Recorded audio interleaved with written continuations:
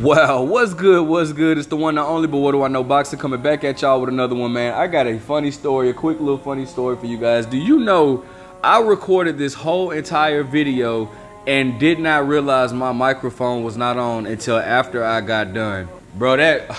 So now I gotta redo this whole video, man, about Gary Russell, man. So listen, on this segment of Have You Seen Me, we have Mr. Gary Russell Jr., a fighter that I'm a big fan of, man. Former WBC titleist or champion at 126. Man, Gary Russell, man, listen, bro. Gary Russell is a very talented, very talented, very smart boxer. I'm really a big fan of Gary Russell, man, and I wish we could see him more in the sport. But here's the problem, man. Gary Russell just has not been an active fighter since 2015. All right, so if we go to his box rec, right, we have Gary Russell, who has the record of 31-2, never been knocked out, and has 18 wins by way of knockout, right? So if we go to 2015, that was the last time. That was actually 2014 was the last time he fought twice in that year, where he took a loss. Actually, he fought 3 times in 2014. That's crazy. Where he took a loss to Vasily Lomachenko and then fought somebody by the name of Christopher Martin. It's funny because I have a really close friend named, or brother named Christopher Martin. That's crazy. Anyways, all right. So 2015, he fought Johnny Gonzalez. That was March 2015. 2015. April 2016, he fought Patrick Hyland. May 2017, Oscar Escalante. I don't know this guy. May 2018, he fought Jojo Diaz, which probably was the biggest name that he's beaten on his resume. Kiko Martinez, May 2019. February 2020, to Stanika, I don't even, Naomi R. And then, of course, most recently, January 2022 against Mark Masanyo. Now, so, you know, it's crazy when you have, well, first and foremost, let me say, I get it, bro. I understand that Gary Russell was avoided by a lot of people. Abner Mares didn't want to fight him. Leo Santa Cruz, he was calling out Leo Santa Cruz heavy. If y'all even remember, man, he even put, like, he made that video with Leo Santa Cruz's dad, like putting his arms around his dad and was like, I can get in the arms reach of your dad, but I can't get nowhere near you, and all this type of stuff. And you know, he had his issue with Terrence Crawford. Nobody really thought too much. I don't think too many people just really invested in that, because I mean, nobody really was going to take that serious enough for that to even come into fruition. But he had his issue with Terrence Crawford. He also, you know, he was talking about how he'll move up to 147 and fight Terrence Crawford. He had his issue with Devin Haney, where I think Bill Haney was like talking about how. Well, going back to the issue with, well, first of all, let me talk. The issue with Terrence Crawford all started when it was a reporter that asked how did he feel about Terrence Crawford fighting Lucas Matisse, and the guy was like, well, I'm not sure how he would measure up, because, you know, I saw Gary Russell punch him in the face and he didn't handle that too well, and that's how they, you know, they had an issue outside of the ring or whatnot. But this was in the amateurs when they were young. But anyways, so then he went back and forth with Devin Haney. According to Bill Haney, they sent him a contract and he never signed it. I guess it was stipulations that Gary Russell didn't like.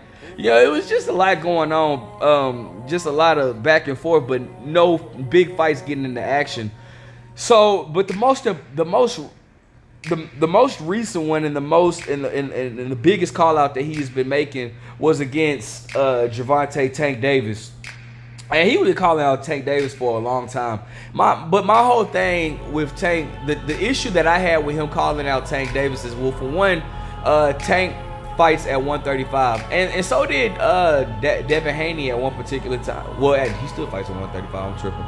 But my whole thing is, Gary Russell would call these guys out at the higher weight class, but he wouldn't do anything to put himself in a position to where they would have to fight him.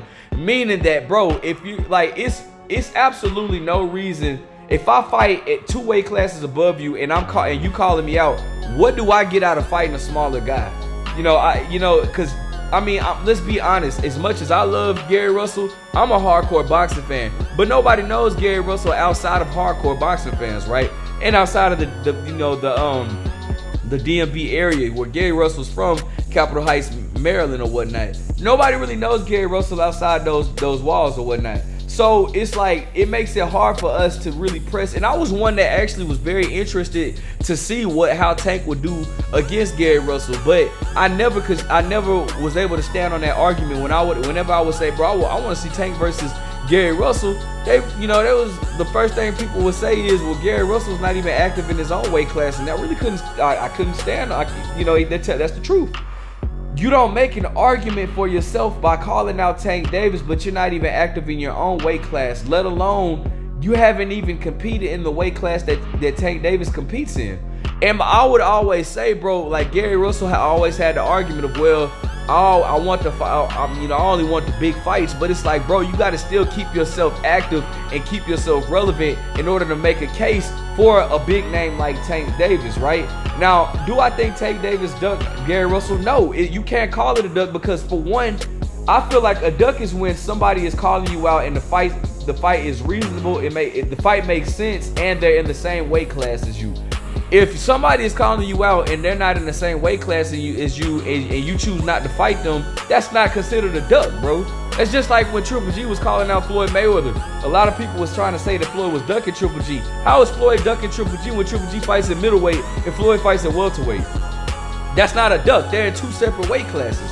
So my whole thing with Tank Davis is, or with Gary Russell is, bro, if you want to call out Tank, put yourself in a position where Tank has to fight you.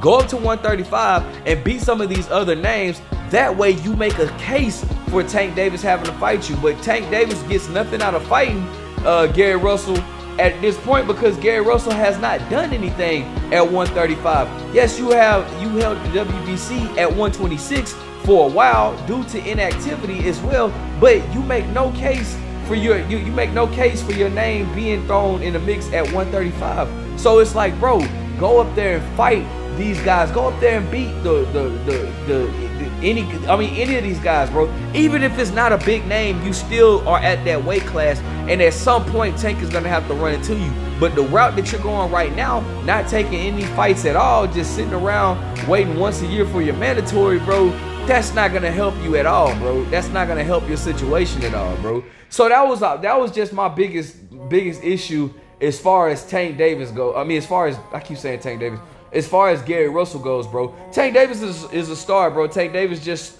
him and Ryan Garcia just did 1.2 million pay-per-view buys together.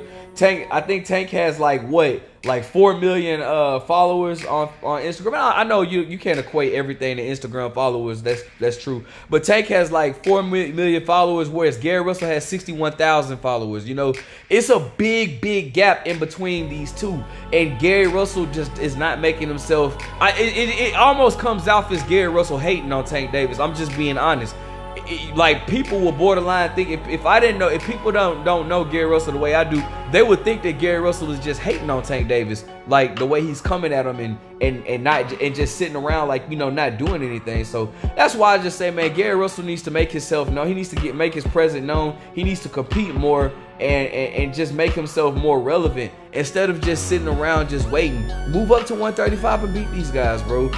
Even if the name is not relevant, as long as you can. Shit, Jaime Munguia doesn't fight anybody worth of relevancy, but you see his name is still relevant. He keeps himself relevant with the big names because he's staying active. Gary Russell should do the same thing, right? All right, let me know what you guys think, man. Make sure you guys like, comment, subscribe.